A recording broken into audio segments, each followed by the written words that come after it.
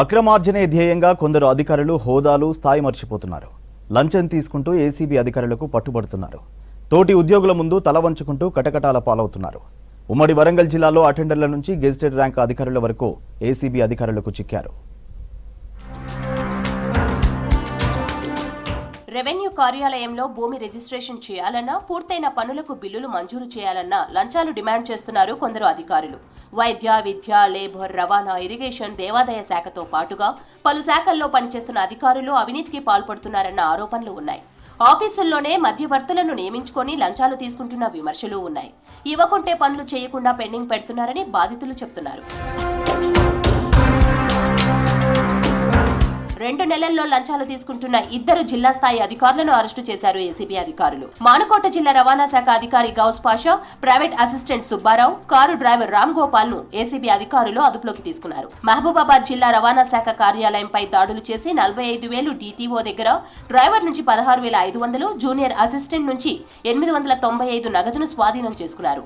ఏజెంట్లు, వాహన యజమానుల నుంచి 2,97,38,000 లంచం వసూలు చేసినట్లు విచారణలో తేల్చారు ఏసీబీ అధికారులు. మానుకోట సబ్ రిజిస్టర్ మహమ్మద్ తస్లీమా ఓ వ్యక్తి నుంచి 19,200 తీసుకుంటుండగా ఏసీబీ అధికారులు పట్టుకున్నారు. పరకాల సబ్ రిజిస్టర్ సునీత 80,000 లంచం తీసుకుంటుండగా ఏసీబీ అధికారులు రెడ్ హ్యాండెడ్ గా పట్టుకున్నారు.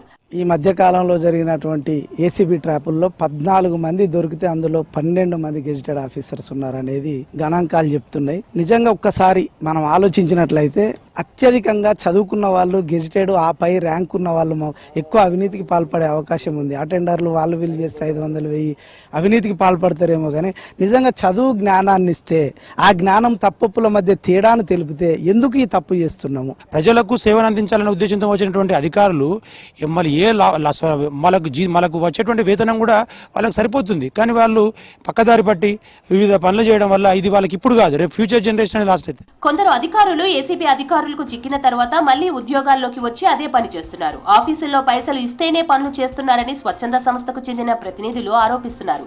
లంచం తీసుకుంటూ ఏసీబీకి పట్టుబడిన వారిని సర్వీస్ నుంచి తొలగించేలా ప్రభుత్వం చట్టాలు తీసుకురావాలంటున్నారు. గెజిటెడ్ అధికారులు ఎవరైతే ఉన్నారో వీళ్ళకి శాశ్వతంగా ఉద్యోగం నుంచి టర్మినేట్ చేసేటువంటి ఒక చట్టాలలో మార్పులు వస్తే మాత్రమే ఇలాంటి, ఎందుకంటే గెజిటెడ్ ర్యాంకు కలిగినటువంటి వాళ్ళు రాష్ట్ర స్థాయి ఉద్యోగి స్థాయి అధికారి, ఇట్లాంటి అధికారులకు కుటుంబాన్ని పోషించడం కాకుండా ఇంకో తరం తినేటువంటి ఒక ఆదాయం వస్తుంది జీతం ద్వారా.